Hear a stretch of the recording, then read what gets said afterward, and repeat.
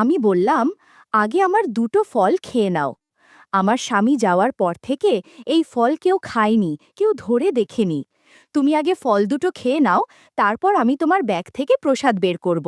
আমি জানি অনেক প্রসাদ জমে আছে। সেসব প্রসাদ আমি চাই। রাতের আধারে আমি কিভাবে প্রসাদ খেলাম তা ভোলা যাবে না। আমি অনুষ্কা, ২৮ বছর বয়সী এক সুন্দরী নবযুবতী, বিবাহিতা। আমার স্বামী রক্তিম আর ৩ বছরের ছেলে অপুকে নিয়েই আমার সোনার সংসার।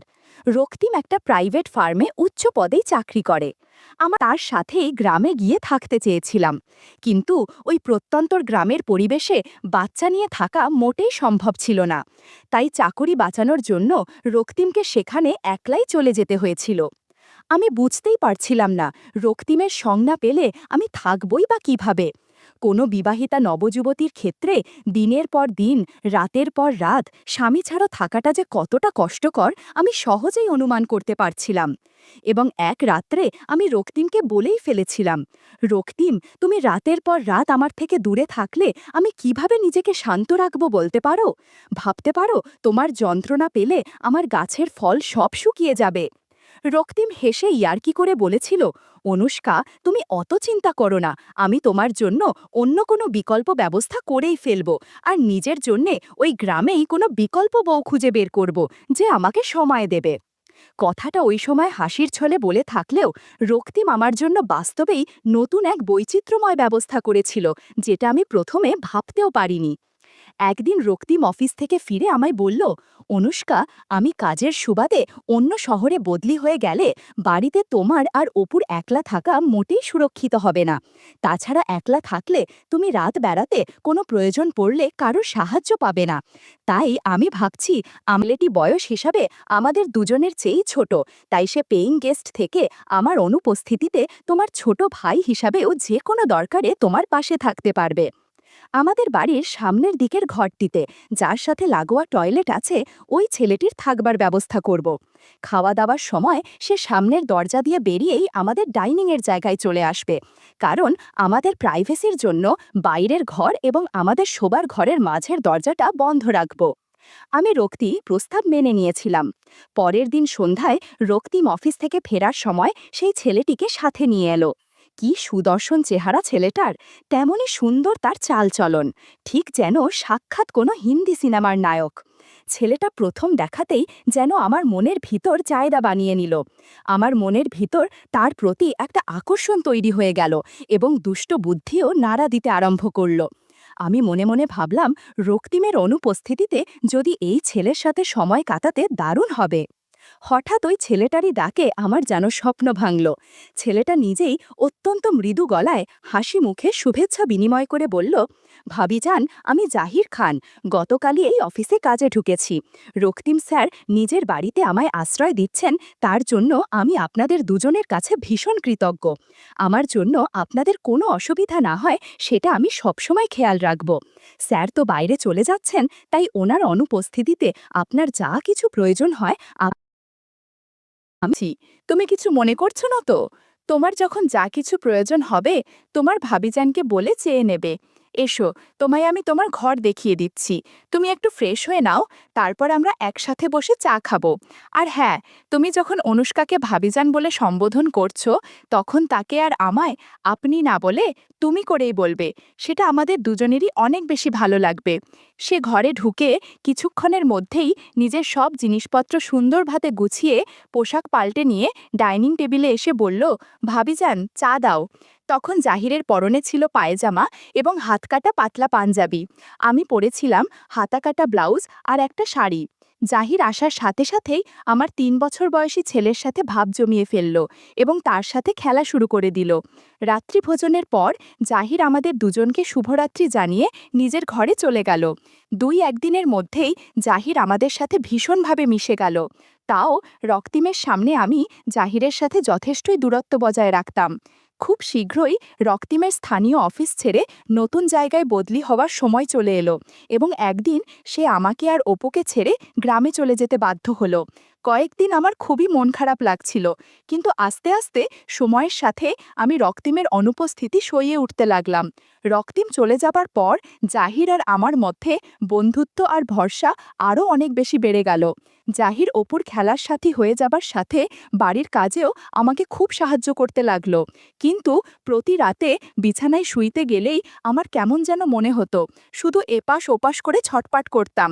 সেদিন সন্ধে থেকেই ঝিরঝির করে বৃষ্টি হয়ে চলেছিল। বৃষ্টির টুপটাপ শব্দ পরিবেশটাকে যেন অনেক বেশি রোম্যান্টিক করে তুলছিল। জাহির আমায় বলল, ভাবিজান, তুমি কেমন যেন মনমরা হয়ে আছো।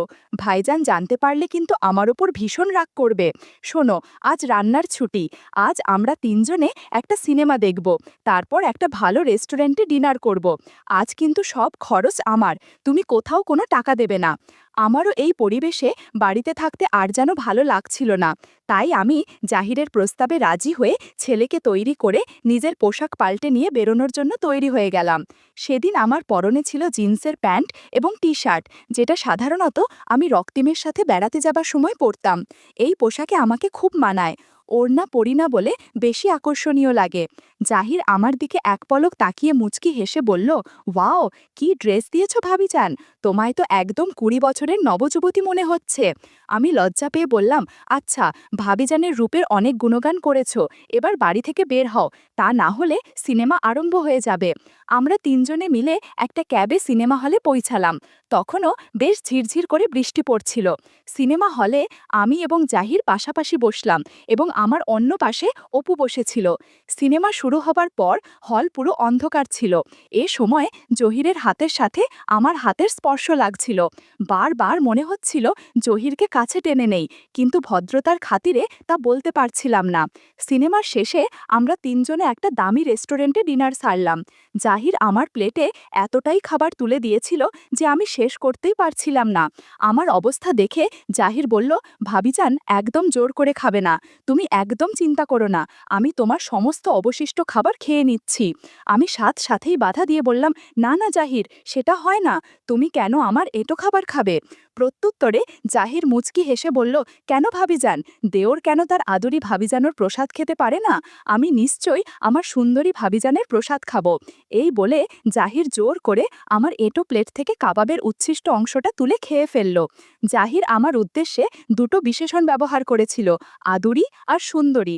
এই দুটো শব্দ তার মুখ থেকে কি অজান্তেই বেরিয়েছিল, নাকি সে কোনো ইঙ্গিত দিয়েছিল? জাহিরের এই সম্বোধন দুটি আমার মনটাকে অস্বস্তিতে ফেলে দিচ্ছিল। ডিনারের শেষে ক্যাব ভাড়া করে আমরা তিনজনে বাড়ি ফিরে এলাম এবং নিজেদের ঘরে ঢুকে গেলাম। তখনও বেশ ঝমঝমিয়ে বৃষ্টি পড়ছিল, তার ফলে কেমন যেন একটা তামের পরিবেশ সৃষ্টি হয়েছে। আমার পাশেই আমার ছোট্ট অপু ক্লান্ত হয়ে গভীর ঘুম দিচ্ছিল, অথচ আমার চোখে ঘুম চলে গেছিল এবং মনের মধ্যে দুটো শব্দ, আদুরি আর সুন্দরী, বারবার নাড়া দিচ্ছিল। আমি আমার আর জাহিরের ঘরের মাঝের বন্ধ দরজাটার দিকে তাকালাম। এই দরজাটার ওপারেই জাহির আছে। ভাবলাম, জহির কি করছে একটু দেখা দরকার। তখন আমার পরনে ছিল নাইটি। ওই অবস্থাতেই আমি মাঝের দরজার কাছে গিয়ে ছিটকিনিটা নামিয়ে কপাট দুটো খুললাম। জাহিরের ঘরের ভেতরের দৃশ্য দেখে আমার চোখ কপালে উঠে গেল। জাহিরের ল্যাপটপটা চলছিল। ল্যাপটপের স্ক্রিনে আমার ফেসবুকের প্রোফাইল ছবিটা ভাসছিল, আর জাহির সেই দিকে তাকিয়ে অদ্ভুত আচরণ করছিল। আমি আর চুপ করে দাঁড়িয়ে থাকতে পারিনি। গুটি গুটি পায়ে এগিয়ে গিয়ে আমি জাহিরকে বললাম, জাহির, তুমি একবারও মুখ ফুটে তোমার মনের কথাটা আমায় বলতে পারলে না? জাহির আমার সহসা আক্রমণে পুরো ভ্যাবাচাকা খেয়ে ভীষণ ভয় পেয়ে সাথেই নিজেকে গুছিয়ে আমতা আমতা করে বলল, না না ভাবিজান, তুমি কিছু মনে করো না, আর ভাইজানকেও যেন এ বিষয়ে কিছু বলো না, প্লিজ তুমি আমায় ক্ষমা করে দাও, আমি আর কোনোদিন এমন করব না। আমি মুচকি হাসি দিয়ে বললাম, শোনো, প্রথমত এই সময় আমি তোমার মুখ থেকে ভাবিজান শুনতে চাই না, অনুষ্কা শুনতে চাই। দ্বিতীয়ত, আজ আমি সিনেমা হলে তোমার পাশেই বসেছিলাম। তুমি অন্ধকার থাকা সত্ত্বেও আমার কানে কানে তোমার মনের ইচ্ছেটা বললে না কেন? তুমি যদি আমায় এতটুকুও জানাতে, তাহলে মাই আর বাধা দিতাম না। কিন্তু কেন আর কিসের ভয়ে তুমি আমার দিকে একটাও পা এগোতে পারলে না? শোনো, তুমি যেটা ছেলে হয়েও বলতে পারলে না, আমি মেয়ে হয়েই বলছি। আশীর্বাদের প্রসাদ আমি নিতে চাই। এই প্রসাদ পেলে আমি নিজেকে ভাগ্যবতী মনে প্রসাদ নিতে চাই। বন্ধুরা, তোমরা বুঝেছ তো কিসের কথা বলছি? আমার কথা শুনে জাহিরের ভয় কমে গিয়ে মুখে হাসি ফুটল। বললাম, আগে দুটো ফল খেয়ে নাও। রক্তিম যাওয়ার পর থেকে এই ফল কেউ খায়নি, কেউ ধরে দেখেনি। তুমি আগে ফল দুটো খেয়ে নাও, তারপর আমি তোমার ব্যাগ থেকে প্রসাদ বের করব। সেদিন রাতে জহির ঘণ্টাখানেক আশীর্বাদ করেছিল আর অনেক প্রসাদ দিয়েছিল। আমি জহিরকে বললাম, আজকের মতো এখানেই থাক, আবার কাল আশীর্বাদ করো, কেমন? পরের দিন ভোরে আমি যখন উঠলাম, জানালার ফাঁক দিয়ে কোমল আলো ঘরে ঢুকছিল। ঘড়ির কাঁটা তখন ৬টা ছুঁই ছুঁই, কিন্তু আমার ঘুম ভাঙল অনেক আগেই, কারণ রাতের স্মৃতি যেন এখনও বুকের ভেতরে কাঁপছিল। জাহির তখনও পাশের ঘরে, আমি জানতাম, তবুও মনে হচ্ছিল সে আমার খুব কাছেই আছে। রান্নাঘরে ঢুকে চা বসালাম। কাপে ধোঁয়া ওঠা চা ঢালতে ঢালতে আমার মনে হচ্ছিল আজকের দিনটা যেন সাধারণ হবে না। গত রাতের কথা ভেবে আমার ঠোঁটের কোণে অজান্তেই হালকা হাসি ফুটে উঠছিল। কিছুক্ষণ পর জাহির ঘরে এলো, মুখে এক অদ্ভুত লাজুক কিন্তু উজ্জ্বল হাসি। আমি চা এগিয়ে দিয়ে মজা করে বললাম, কি হলো, ভোরবেলা এত চুপচাপ কেন? সে লাজুকভাবে নিচে তাকিয়ে শুধু বলল, অনুষ্কা, আমি ভাবিনি তুমি আমায় এতটা সাহস দেবে। আমি মিষ্টি গলায় বললাম, সাহস তো আমি শুধু শুরুতে দিলাম, বাকিটা তোমার নিজের ভেতরের শক্তি। আমার কথা শুনে তার চোখে একটু উজ্জ্বলতা এলো। চা খাওয়া শেষ হতেই আমি বললাম, চলো বাগানে যাই, সকালবেলার হাওয়া আজ বেশ সুন্দর। আমরা দুজন উঠোন পার হয়ে বাগানে গেলাম। কচি রোদ আর হালকা শিশির মাখা ঘাস পায়ের নিচে ভিজে ভিজে লাগছিল। আমি একটা আম গাছের নিচে দাঁড়িয়ে হঠাৎ বললাম, জাহির, জানো তো, কাল রাতের মতো মুহূর্ত বারবার আসে না, কিন্তু যদি তুমি চাও আমরা প্রতিদিন একটু একটু করে সেই অনুভূতিটা বাঁচিয়ে রাখতে পারি। জাহির একটু কাছে এসে দাঁড়ালো, তার চোখে আবার সেই দ্বিধা দেখা দিল। আমি মৃদু হেসে বললাম, আবার ভয় পাচ্ছ? ভয় পেও না, আমি আছি। তারপর আমি একটা আম ছিঁড়ে এনে তার হাতে দিলাম।